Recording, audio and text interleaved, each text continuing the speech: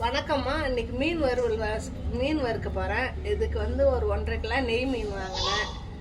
இதுக்கு கையிலே மசாலா அரைக்க போகிறோமா. எங்கள் அம்மா இப்படி தான் அரைச்சி செய்வாங்க, அதனால் அது மாதிரி செய்கிறேன்.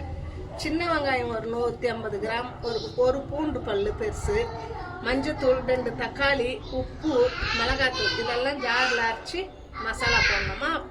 இப்போ இதெல்லாம் அரைக்க போகிறோமா. என்னென்ன போடுறோன்னு சொல்கிறோமா.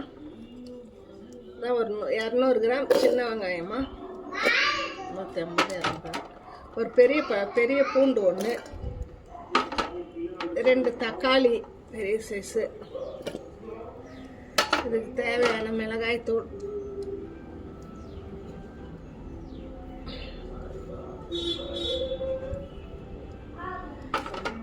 மஞ்சத்தூள் கொஞ்சம்,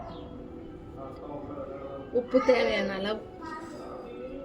இந்த அரைச்சின்னு வந்துடலாமா அந்த மசாலாவை.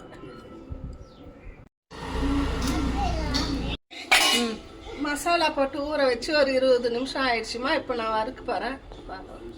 நெய் மீன்ன்றதுனால எண்ணெய் நிறைய ஊற்ற வேணாமா. அதுலேயே எண்ணெய் வரும். லைட்டாக ஒரு ஸ்பூன் ஊற்றினாலே போதும், வெந்துடும். அதில் வர எண்ணெயிலே மீன் வெந்துடும். நல்லா மீன் பொரிஞ்சிடுச்சுமா. இப்போ இந்த இதில் எடுத்துடலாம். இது எண்ணெய் ஒரு ஸ்பூன்லேயே மீன் வெந்துடுச்சுமா. இப்போ இதை எடுத்துடலாம். அவ்வளோதான்.